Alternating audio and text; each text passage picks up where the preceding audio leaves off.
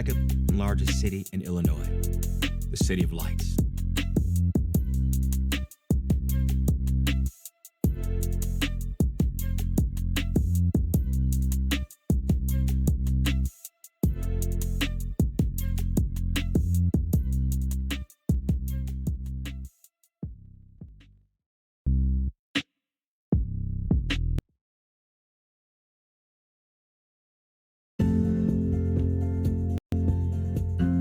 Rise and shine. Pour yourself a cup of coffee and tune in to Good Morning Aurora. News, weather, and really cool interviews. Monday through Friday from 8 to 9 a.m. Zen? Bringing us in. Good morning. Wait, I should do all the good mornings? Yeah, I'm going the to do whole them all. thing. Go ahead. Okay. All right. Good morning, Aurora. Good morning, Aurora. Good morning, Aurora. And then you get to add the fourth one. There's only 3. No, but when we're reversing roles. Usually I Oh, yeah, add you're the right. fourth. Yeah. Good morning, Aurora. There it is. Right, yeah, word up. That's right. I forgot.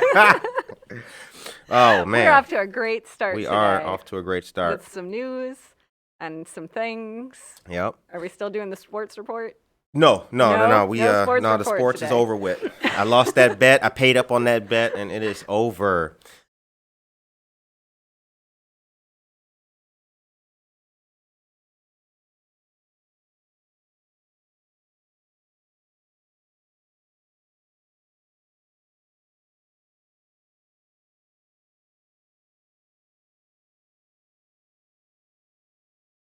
Of all of you.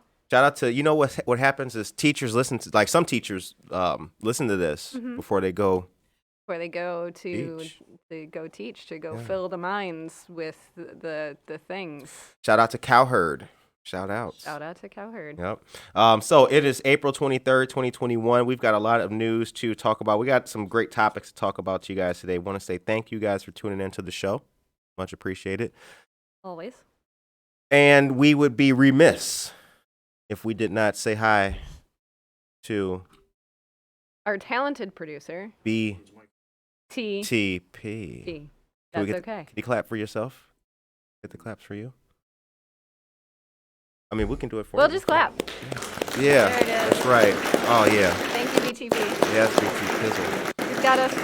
We've got quite professional looking setup these Yeah, we days, got real guys. mics now. Yeah. We Yep. upgraded. No more freestyling and beatboxing in There our we go. hands. Okay, now I'm back. We're looking great. Yep. Good morning, Victoria. Hyla Maldonado. Good morning to Mr. Greg Elsby as well. A blessed morning, Aurora. That is correct.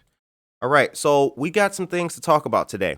We do. We do. We got a little bit of news, but then we're going to take a deep dive into zoning. Right. Everybody's favorite topic. Yes. And you're all probably rolling your eyes right now, but we're going to make it really fascinating, and you're going to get angry about it. As And fascinating as zoning could be, right? yeah, like it sounds like a bureaucratic mess, and it is. Right. But it's a bureaucratic mess that really actually affects people's lives, and it affects where you get to live, and it affects how your city why your city looks the way it does. Right. So we're gonna dive deep into that. So we got a couple headlines first. We got some things happening. We do. Let's get the headlines out of the way. So first things first, our friends of Jesse the Law Torres Boxing Club. Ooh, I've worked out there like once, and it was like the hardest thing I've ever done physically in my life. So do that. Yeah, I've heard it's a rigor. They got a rigorous training regimen Yeah. going on there, but it's really cool. Great stuff going on.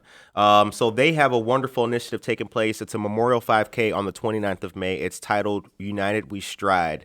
You can go virtual and run it your way or socially distanced outdoors at Wabanzi Lake Park in Aurora.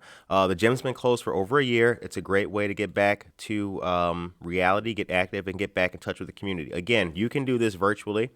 There will be a socially distanced run, and again, that's going to be taking place outside on the 29th of May. Registrants get a 5K participation medal, and anyone who raises $100 gets a T-shirt. I'm going to put the link in the chat. It was posted yesterday for you guys to check out. That's fabulous. The 5K run is going to be so much easier than actually trying to box, which is really, really, really difficult. Yeah, I don't know if any of you listeners want to actually put some gloves on and get out there and box, but you know. But you can do 5K. Right. Anyone can do a 5K. You can walk that. That's fine. Yep. Okay, and then also what we have going on here that we have to tell you guys about is our friends of Aurora Central Catholic. Now they've got something great going on as well. They got their 25th annual Super Saturday Night fundraiser, April 29th through May 1st.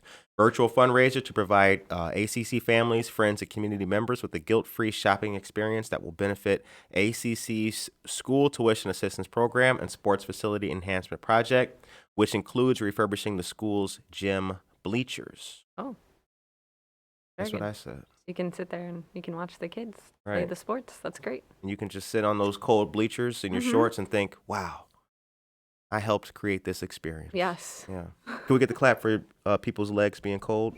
For being Yeah. Chilly legs. Like the new band, right? Chilly legs! Chilly legs! Oh my God, yeah, I'm not sure. Goosebumps all over your legs! Yeah, I'm not sure what genre Chili Legs falls into. I don't know, Again, I baby. feel like we're going into emo territory there.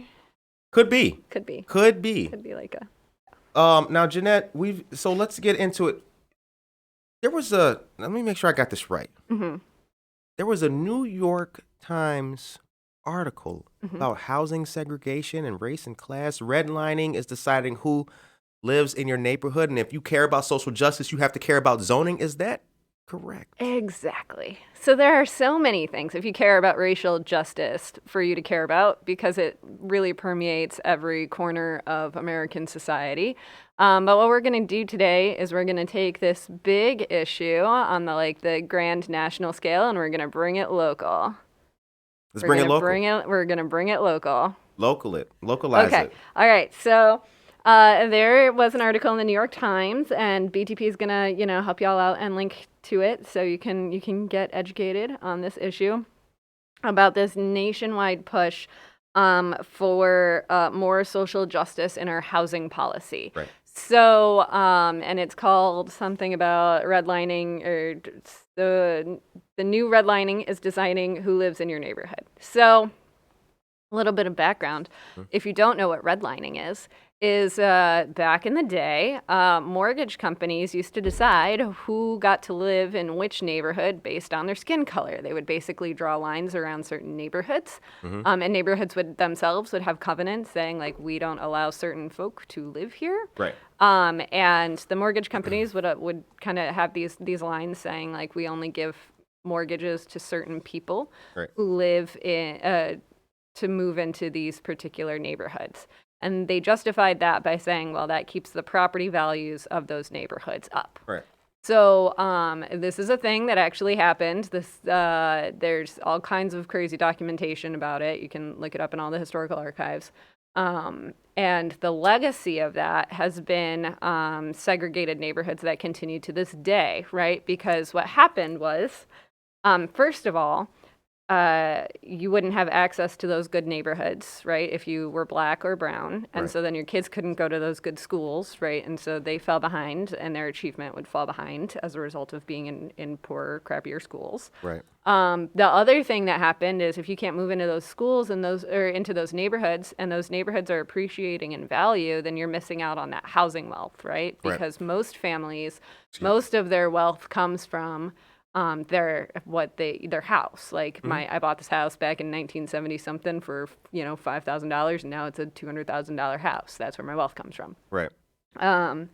So if you instead were corralled into other neighborhoods, poorer neighborhoods, they appreciated less, right? So your property values on the far east side of Aurora went up a lot faster than they did on the near east side of Aurora, for example. If you and then you were also sending your kids probably to lesser quality schools because they were getting less tax revenue, right? So that's kind of the history and the legacy of redlining. And that practice is now illegal, of course, but that doesn't mean that we don't still see it in how our neighborhoods look. Right. So specifically, you can see what they look like racially, and you can actually look at maps of everyone that are color coded by race. So if you were to look at a map of Aurora, and we're actually going to post that in the comments because there is one, and I did you the favor of drawing all the lines. You can see where each dot on this map, like let's say the on this map, every white person is represented by a little blue dot, and Right. every Hispanic person or Latinx person is represented by a little yellow dot, and every black person is represented by a little green dot, right? You can, if you look at the city of Aurora, and you probably, in your brain, if you think about this, don't need to look at that map, right? If Right. you've lived in Aurora long enough, you know where everyone lives, right? Yep, If exactly. you live in Chicago long enough, you know where everybody lives. If you lived in Chicago long enough, you know what street you're not allowed to cross at night, right? Like you can see, Canaryville sticking out from the Black Belt on the south side of Chicago, like bright as day, right? Right. And then you see anomalies too, like Chinatown, right? You would see, because Asian folks get another color dot. You can see like this little red splotch from space, right? So in Aurora, that legacy is so clear because, as it is in many cities, right? I'm not calling out Aurora and saying like Aurora's racist, but you Right. can see it super clear. You can see This that is a typical American issue. very typical American issue, particularly in the Midwest, which is fascinating, in a lot of Midwest cities where we really pride ourselves around here on equality, but we also there's still sort of our racism around this area tends to look a little more quiet and polite because we're, Midwest nice, right? So as opposed to places that have like a deep legacy of like chattel slavery where it becomes like much more overt racism, around here it's just Like kind of Boston. around here it's just like it's much more people be nice to your face, and then but you're not Let's gonna, say fair. but you're not going to bring one of those home for Right. dinner, right? So you see that in our housing policies around here too, where this legacy of redlining has created this like, well, that's fine that they're in town. They don't have to move in next door, right? Like, So I want to read just real quick from the article. So housing segregation by race and class is a fountainhead of inequality in America. Yet for generations, politicians have been terrified to address the issue. That is why it is so significant that President Biden has proposed, as part of his American Jobs Act, a $5 billion race to the top competitive grants program to spur jurisdictions to eliminate exclusionary zoning and harmful land use policies.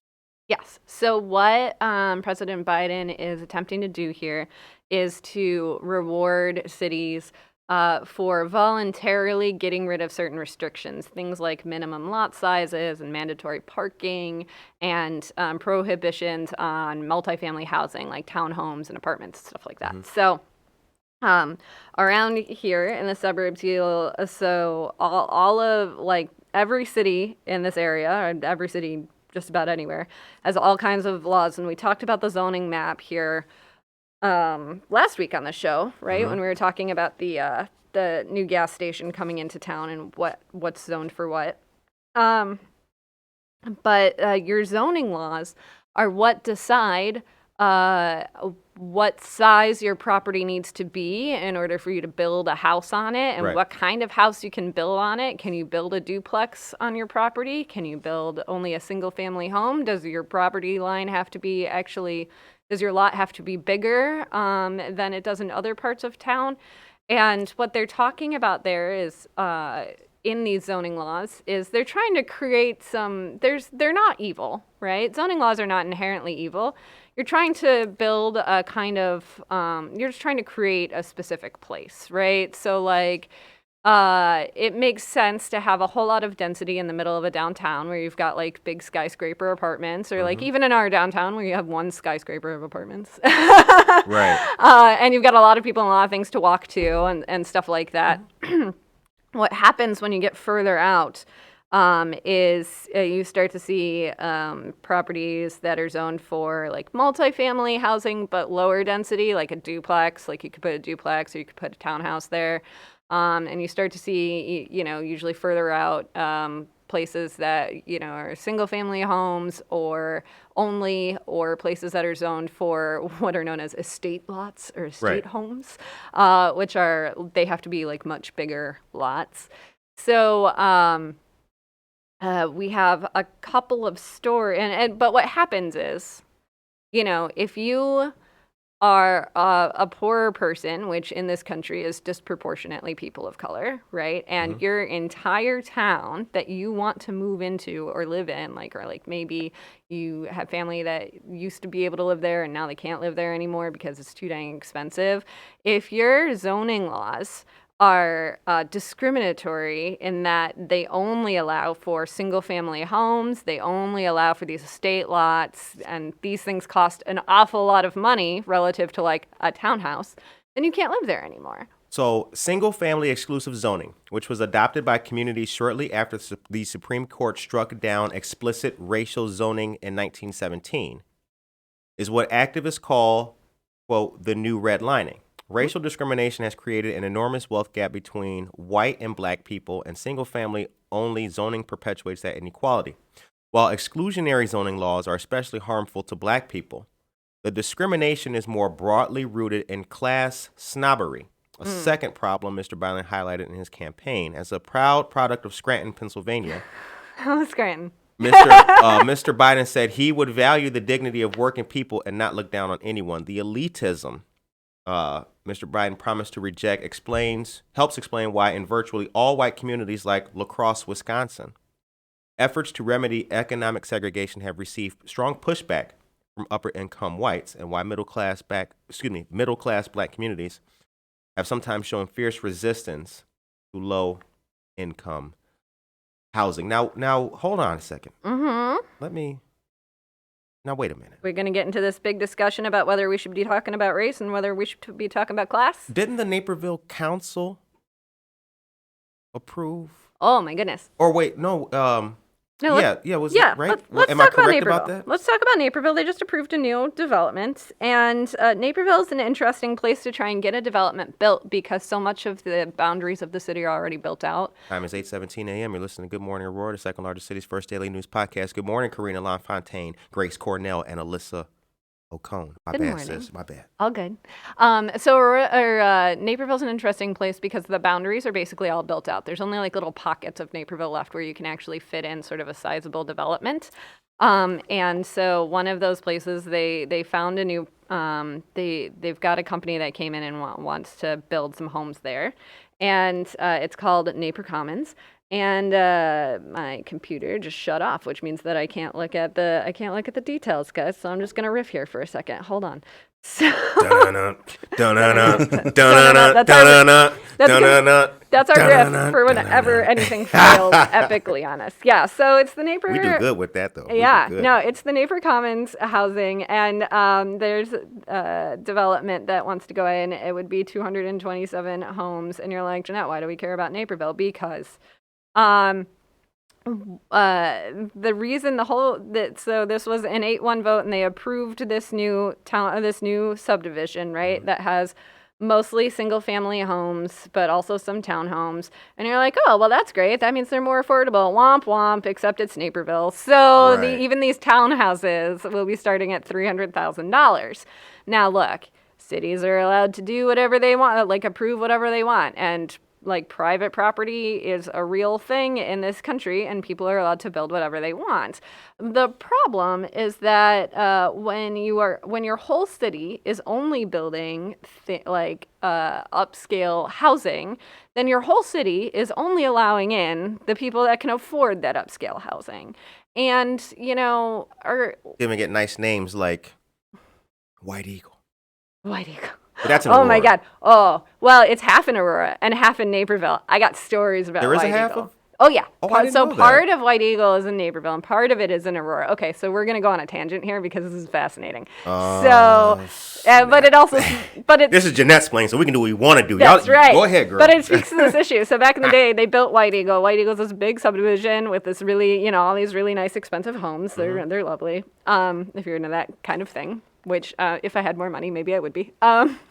So the White Eagle straddles the Naperville Aurora boundary. And when they first started building and the builder was still advertising all of the homes there, they would advertise all of the homes in Naperville. They would just say, White Eagle in Naperville on all of the ads. And the mayor here at the time, and I can't tell you if it was Pierce or Storer, I don't remember.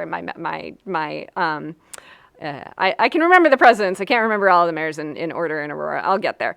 So it got so PO'd that they were advertising all these really nice homes in Naperville and not in Aurora because Naperville had such a better reputation at the time. Right. And Aurora was admittedly a lot rougher back then, that he threatened to shut off the water service to the neighborhood. Really? Yeah, he threatened to not let Is that worth clapping for him for? I think it is. Can we get it? Can we clap for whoever that was? That's the legend. That's the legend. I like that. I like that. Like many legends, it's probably a half truth in there somewhere, but that's the story that always. He didn't shut off the water; it was actually the gas. or he just threatened to not turn on the whatever. Anyway, so local pubs, but that gives you an example, right, of. People want to live in certain places because certain places have certain amenities or are perceived to have certain amenities that they can't get somewhere else. So this new Naperville development, the DuPage Housing Alliance, was really aggressive in lobbying against this development because the DuPage Housing Alliance works towards trying to build more affordable housing so that people of all income levels can live throughout DuPage County. And attend their good schools, and generally as a measure of social inequality. Sure. And Naperville has been kind of dinged multiple times now for its lack of affordable housing by the Illinois Housing Development Authority. I used to live in Naperville. Yeah? I did. How do you feel about that? How does that make you feel? You know what? I'll say that Aurora's a much better community. I've my wings have really spread here. The people are better. Shouts out to both of you guys. Everybody's better. Yeah, it's a much better experience. I had a hard time making friends when I was in Naperville. Out in Naperville. So yeah, I used to cover Naperville Aurora as a is reporter for the lighting the way. Naperville Sun. So I'm quite familiar with Naperville. I've lived in Aurora my whole life because that's where I could afford to live. Yeah. But what I think that one of the things that Aurora has going for it above most places is the bar to entry to start your own thing in this city is low, right? You're like, I have an idea, and someone's like, yeah, you could do that. Right. Go do it. Go start a podcast. Go do it. Go open your own business. The rent's cheap enough. So. Pirate radio. Go ahead. Yeah, sure. Why not? So it's a quality that I really appreciate. Can I get a shout out? Yeah. About this city. Right. So, but going back to this, basically, back to the Naperville story. The city council then, as they were approving it, which they did, 8-1. Tried to defend what was going on. And maybe you want to hit me with some quotes from this ridiculous board meeting that they had here. Yeah, so amongst other colorful quotations that were very interesting, the Mayor Steve Chirico said, quote, "I know we're trying to find that right balance. From my perspective, the lower density, the townhomes, make this project more palatable for me." That's a quote from the mayor. Another interesting one, probably my favorite, is Councilwoman Judy Broadhead, who said, quote, "I don't think by any definition this would fit affordable housing, but I think it does fit the category of attainable housing." Pulte attorney Russ Whitaker of Russ, Nova, and Whitaker said, "Townhomes in the development will start in the low 300,000s. The smaller single-family homes will start in the mid 400,000 range, and the larger homes adjacent to DuPage County Forest Preserve land will start in the mid 500,000s. So there's a whole bunch of watchwords and wiggle words and actual strict definitions and all of those things that we just read. So legalese as well. There's some legalese. I want to unpack some of them. So one of the first ones, Giddy. But that's Giddy. When I say unpack, get ready for a ride. So one of the first ones is the idea of density, right? Mm. So you'll see over and over and over again whenever anyone is trying to bring a development into town and it's got things like gasp townhomes or apartments, right? Or even condos, but condos is always more palatable to the neighbors than apartments is. One of the things that you'll see that people complain about again and again and again and again is density. Right. Like, oh, that's just too many people for this plot of land. And density can be a real problem, right? Density can cause issues. So, like, if you are, like, the Near East Side of Aurora is a very dense neighborhood. That's not its only issue. It suffers from years of disinvestment, right? But one of the results is when you build that neighborhood was all originally built single-family homes, right? Those really nice historic homes. They got split over time, and so now there's just more people than the neighborhood was designed for. Right. So that causes issues with parking on the streets. It causes issues with plumbing and like sewers and stuff like that, right? Like it needs all kinds of upgrades to the infrastructure to be able to accommodate that many people. How do you know? No reason. How do I know? Hit a clap real quick. Yes. Oh, God. Yeah. Come on, yeah. Stand up, Aurora. It's 8:26 a.m. Liven it up, baby. Liven it up. Second Right. largest city in Illinois. So neighborhoods that become city of very lights. dense when they are not initially designed to be very dense do have a lot of problems. That is Right. legitimate. However, there are lots of really dense places in the world that don't feel like they are overly populated or like they are problematic, right? So if you go into like the major cities, like if you're in the Chicago Loop, that's really flippin' dense, right? That's a hell lot yeah. of people, People right? on That's top like of as people dense on as top they of people get. on top of people. But there are all these really nice, well-constructed skyscrapers that are designed to have all those people. And they design them with the parking in mind, and they design them with the sewers in mind, kind of, because it's Chicago, and Lord knows, right? The whole city is sort of sinking into the marsh that it once was. Right. The stinky onion marsh. The sticky onion marsh. The stinky Onion onion marsh? marsh. Because Yes. Aurora was Chicago. Yeah, so the word Chicago means like stinky onion Yeah. or something like Something that, like that, right? yep. In like the native, whichever people we conquered, Right. and murdered and all that many years ago, to clear them out. Stinky onion, that's your, like Milwaukee. Like what? Milwaukee, the good land, right? No? Okay. I get it. Every other listener, did Milwaukee, you really? the good land. Did the host just not get a Wayne's World reference in the city of Aurora, in the ACTV studios? No, you know what? fail. I was my bad. I was looking at this next quote. Hold on a second. No. So Oh, what you is want to it? get back to the actual thing that we're talking about? Yeah, Okay, Judy Broadhead. We're going to have to fine. see it built, and it's going to require some density. No, yeah. Okay, so so that's density, right? So like, yes, density can be a problem, but density doesn't have to be a problem if your neighborhood is designed properly to accommodate that density. Right. So one of the other words that we heard that Councilwoman Broadhead talk about, who I actually really enjoy as a person when I used to cover her in Naperville, and she teaches at one of my alma maters. She's so cool. But one of the, what she's talking about here is this definition of affordable versus this what word did she use? Attainable, right. Which is the most Naperville word ever. Which means look. Yeah, it's $100,000, but you can make that. Yeah. As opposed to boom, boom, boom. Here's we'll make it Right. affordable. Right. So here's the difference. Affordable is a word with an actual definition, right? And in this conversation, Mayor Chirico said, I know that there's been some gray area when we've been talking about that defined term affordable. But there's not a lot of gray area. There's like a really standard definition. So affordable housing. What's great about it? By the state or by HUD, right? The Housing and Urban Development, the federal agency says that housing is affordable if the median, if it is the housing payments, right? The cost of the housing would be 30% of the area median income. So what that means is if the area, like they break up the whole country into areas, and they say that median income of a given area is X, right? So let's say the median area income for Aurora, it's only like $40,000. It's not great.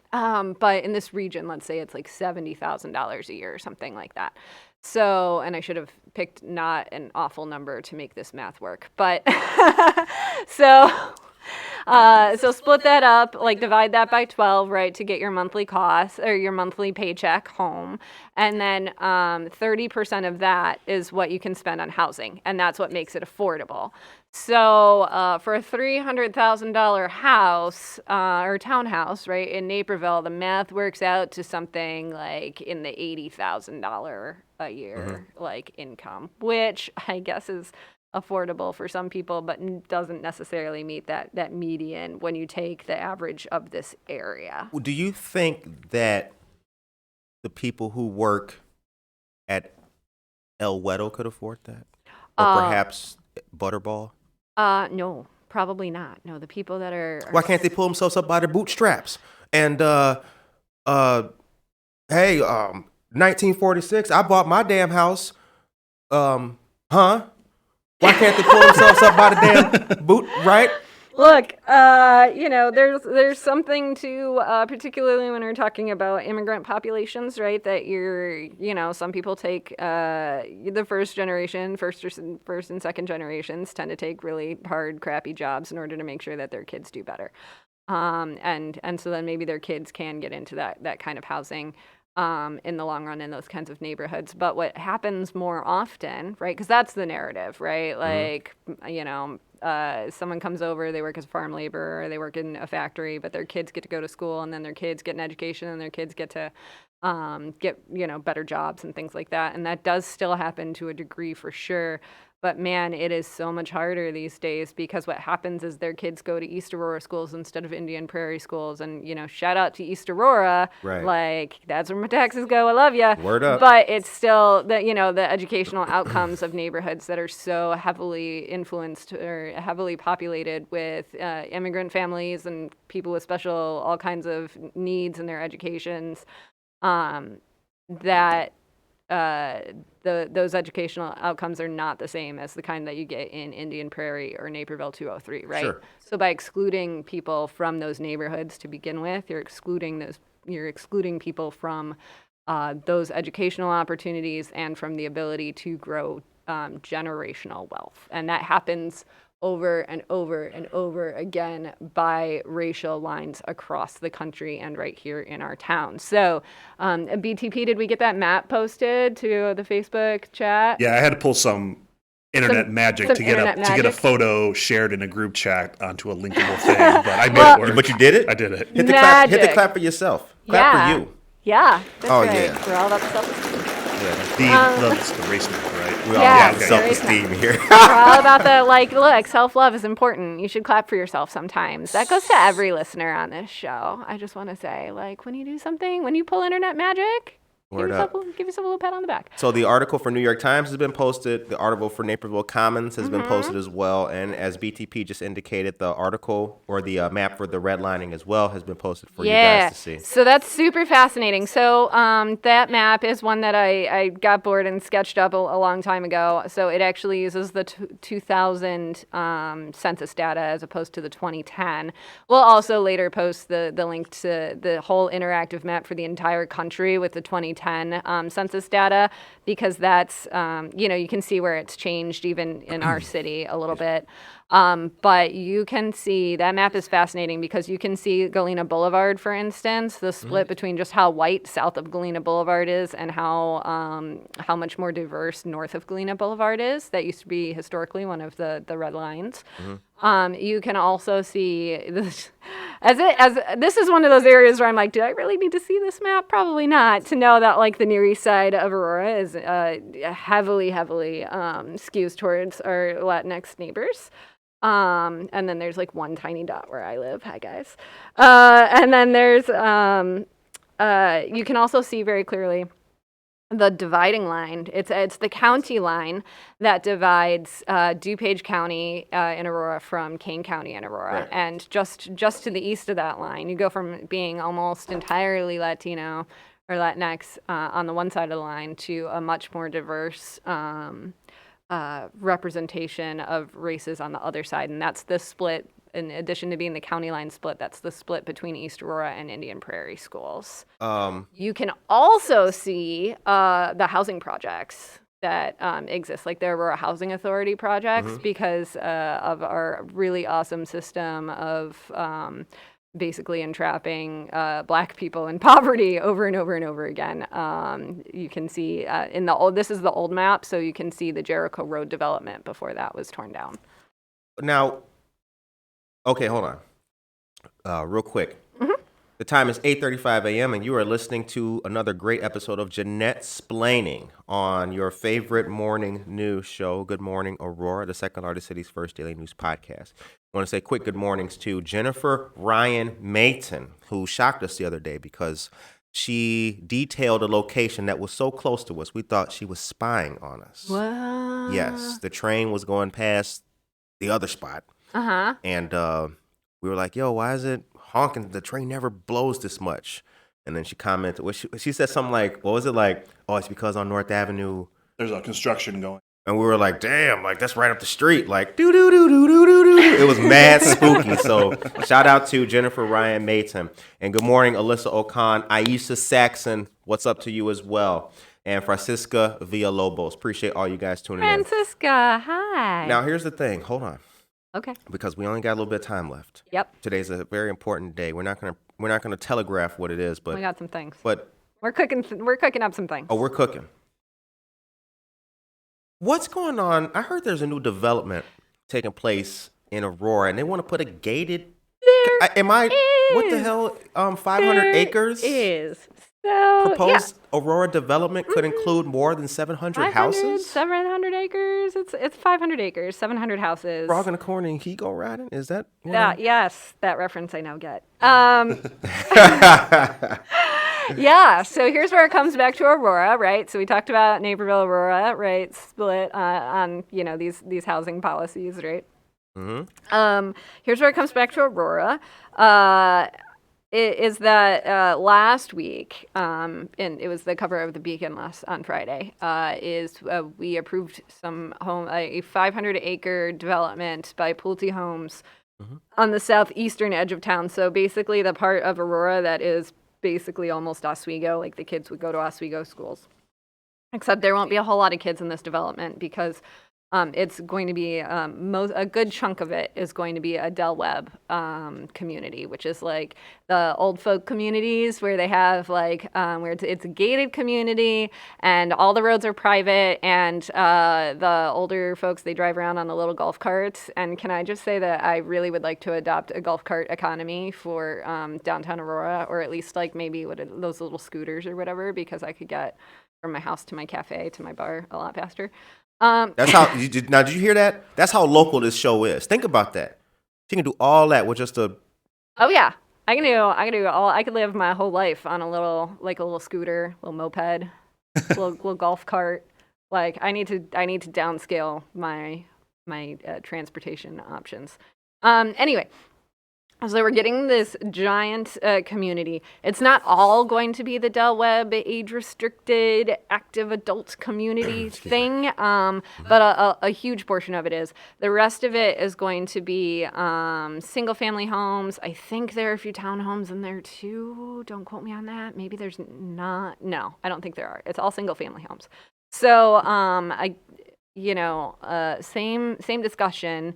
Here, right, is that not only are they single-family homes, they're all, a lot of them in this development are also going to be estate homes, which is another kind of zoning designation that's not just like a single-family lot that's usually standard. It's like a 50-foot lot is where you put a single-family home. These are estate lots, so they have to be even bigger, right? Right. Which means that they get even more expensive, and we're talking homes that are like 3,000 square feet. This is on the higher end anyway. Now, here's the thing. We almost considered calling this segment, where Jenette comes on and explains the news. Here's the thing with Jenette, because there's always a thing, right? Aurora needs investment, right? It needs economic development. We need rich folk to move into town and pay taxes to help support things, right? Because old dense neighborhoods require a lot of resources that they cannot provide via their taxes because they're older and denser and they have there's less money, right?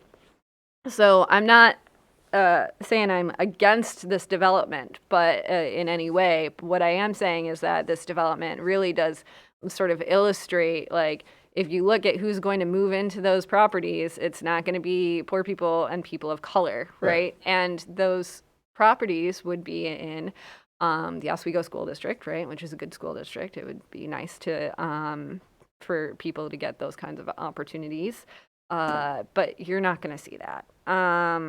It's going to be overwhelmingly white and wealthy. Right. The gated community is interesting. I think we're going to throw out we think. Yes. Don't quote, because we don't know yet. And actually, we're going to crowdsource this answer. It might be one of the only gated communities that would be in Aurora. I think it would be the only gated community. You think so? I don't think I'm not familiar that there has been a gated community in Aurora. Has there been? If you're listening to the show, let us know. I don't know. I'm trying to think. I'm trying to like visually drive through the nicer parts of town, like in my brain noodle. There's one in North Aurora, kind of by Oak and Orchard. Oh yeah, that's those apartments. The Springs apartments. Yeah, those are all of the Springs apartments. I don't know if that's considered a gated community. Also, I think it's in North Aurora, right? That is in North Aurora. It's gated, but I don't typically see like apartments with a gate around it. That's just a job for a security dude. You know what I'm saying? Although you know what that neighborhood does have is DNA testing for your dog poop. So that's a fun fact. Yeah. So because they got like a dog park and they got people walk their dogs and stuff there, and they've got like a law where you got to pick up after them. And so when you move in, they like DNA test your dog's poop. So that when they pick up dog poop that's in like someone else's yard or whatever, if they will DNA test it and then fine you if you didn't pick up. The which pettiness. I think that's hilarious. You see, now when I hear a story like that, I can just hear that and tell the demographic of that community. Right. I mean, it skews younger. It skews more diverse than other developments. I do like that idea though, because people should be picking up their dog. People should be picking up. It's kind of like, dude, like what are you doing? What that illustrates for me is about how we sort of rely on legalism because the breakdown of society is such that we're just not nice people to each other anymore, right? Just be nice and pick up your dog's poop so that we don't have to go through all of these stupid rules like DNA testing your dog.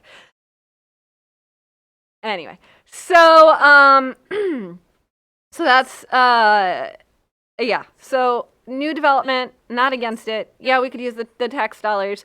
But there are ways, and the administration, taking it back to the wider view, the Biden administration is looking at ways to challenge communities to come up with more innovative ways to rethink our rezoning, to allow multifamily housing in places where currently multifamily housing, which is usually less expensive, doesn't currently exist, to get rid of these minimum lot sizes, like these estate lots and things like that.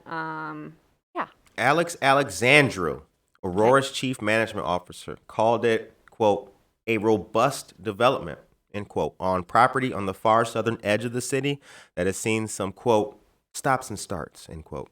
It was recently planned as the Lincoln Prairie Planned Development District, bounded roughly by Route 30 on the west, Wolf's Crossing Road on the north, the Canadian National Railroad tracks to the east, and 111th Street on the south. It's in the city's 9th ward. Well, we're looking to increase the assessed value of the city. We don't have a lot of these parcels laying around anymore that can have this much of an impact. Running through the development is Eola Road, which the city recently extended to Route 30, a road project that made the Pulte Homes development possible. The time is 8:44 a.m. and you were listening to Jenette Splaining. Yeah. Jenette Splaining on the second largest City First Daily News podcast. Good morning, Aurora. Yeah, so that assessed value is the one reason where I'm like, all right, like I get the argument for this. So assessed value is, how much how many tax dollars can we reap from, a community? If you've got a few houses, you can only get a few dollars. Right. If you've got a whole bunch of them, And the other thing about this community is that with the golf carts and the private streets and all that, like the city doesn't maintain private streets, so theoretically it'll be cheaper for the city to like have this development than it will be for them to have like streets like the ones in my neighborhood that are hollow and crumbling and maybe sinking in a little bit. I didn't say that. I did say that. They're more expensive neighborhoods, the older ones, to maintain than these. We got a good hood. We live in the same hood. I like our hood, but I have been meaning to report because there's like this little dip on Lincoln Avenue. Hold on, don't tell them where we stay. What the hell you doing? Hold on. Adjacent. Lincoln's a pretty long street. You're right. But y'all know where we live. There's this little dip. The dip. I know where the dip is. I know exactly where they're at. Yeah, hold on. Right, but your car goes in that. It's not a pothole. It's not a pothole. Own Cars now? I definitely know. It's not a pothole. It's a dip, right? It's like the asphalt has caved in. And I keep meaning to call about it and just be like, this isn't going to collapse, is it? Right. But I haven't gotten that far. Anyway, I think that wraps up our discussion of race and redlining and zoning and how all of these things are related. It does. Social justice is very important, and we are advocates of social justice, so we share this information for you guys for two reasons. One, to let you know the history of redlining, how it affects you, all peoples. It's not all people. It's not demographic exclude. It affects everybody because everybody benefits from having diverse communities. And also because it's a new development taking place here in our wonderful city. Mm-hmm. All right, so before we wrap it up here. Let's go. Wrap it up, B. You better wrap this. Where's that from? No, nothing. Pell Show. There you go. Clap for yourself. All right. Yeah. Okay, fine. Oh, yeah. Okay, let's tell you about what's going on this weekend. Brunchiza. Mm-hmm. Brunchiza is happening Sunday. Wait, is it brunch? Yeah. I love brunch. Yep. It's my favorite meal. Noon to 3 p.m. or until they're out. Shouts out to Rockin' Taco. We just interviewed Christian Sines the other day. So Rockin' Taco, the people, can you do brunch for making tacos? The answer is yes. Introducing to the world Brunchiza. Chorizo, sausage, ham, and bacon served with scrambled eggs, sauteed peppers and onions, potatoes, and frijoles. Tortillas, pico de gallo, and salsa with the michelada side cart. Oh. And the michelada? Good God. $17. 140 South River Street. That's McCarty Mills. Also, don't forget, volunteers are still needed for next week's second dose clinic, Neighbor Vax Aurora, brought to us by our wonderful representatives of the 83rd District, Barbara Hernandez, the 84th District, Stephanie Kifowit, Representative Keith Wheeler of the 50th District, and our state senators, Linda Holmes and Karina Villa. Shouts out. It's going to be at East Aurora High School from 9 a.m. to 5:30 p.m. Wednesday, April 28th. Also, don't forget Mother's Day brunch going down with My Daughter's Dress Boutique. It's Kentucky Derby themed, and that's going to be Saturday, May 8th. And then last but certainly not least, the Criminal Justice Reform Town Hall. Save this date, April 29th from 7 to 8:30 p.m. The new Criminal Justice Reform Law, that's HB 3653, which was signed into law by Governor Pritzker, includes significant positive changes, but may not cover the scope of needed accountability. The expert panel will sift through the complex law so that we all better understand the gains we've made and areas that still require advocacy. There will be a question and answer after that. Registration is required, and this is brought to us by DuPage County NAACP, the Rainbow Push Coalition, and it is the National Organization for Women Now, Illinois. Yeah, that's right. That's great. Voting. I really like it. So the time is 8:48 a.m., and you have been listening to and watching Jenette Splaining on Good Morning Aurora. Oh, Mr. LG says he knows that dip. People know that dip? Yeah, right? Are you telling? I love that neighborhood. I miss being able to walk to your house. We don't got no spooky music? Oh, no. Yo, this is getting scary. Right, what the hell? So, no, that dip, though, that dip is legit. Right. Like, okay. I see there's scratches from people bottoming out their cars in that dip. So, oh, man. We got to get that. It's the most local show ever. Holla. Norma Peterson, hope everyone has a blessed and safe weekend. Thank you very much. We do as well. All right. So if you have been listening to this show, we really appreciate it. Don't forget to subscribe to the show on Spotify, YouTube, iTunes. Wherever you get your podcasts. Wherever you get your podcast from. And if you consume monster after monster after monster, which is bad for you. But you do you. Like, we'd love you more than that. And if you... I want you to care for yourself. If you have Kodiak snuff in the glove compartment of your big rig 18-wheeler, and you might be hauling grain from... Omaha? Let's say Omaha. Omaha, Nebraska, to... The Chicago. Nashville, Tennessee. To Nashville. Burn, burn. Yeah. He just really likes making the like train or the truck horn sound. Yeah. Your apps are Breaker and Overcast. He's gonna keep making fun of me for being like, no, we should be on the Breaker too. The Breaker 19, y'all. All right. So the time is 8:50 a.m. Good morning to Tracy Duran as well. Checking it out. Jenette's Plain Discussions are right on. Always fair and equal. Facts matter. Thank you, Jenette. Aw, hit the clap for that. We will. Yeah, do that. Yeah. We're gonna wrap it up. Let's wrap it up. All right. You guys have a blessed, safe, positive weekend, and we will see you back here 8 a.m. Monday morning for another great episode of the second largest city's first daily news podcast. Be blessed, be safe, and do something nice for another person. Take care of yourself and each other. Bye, Aurora.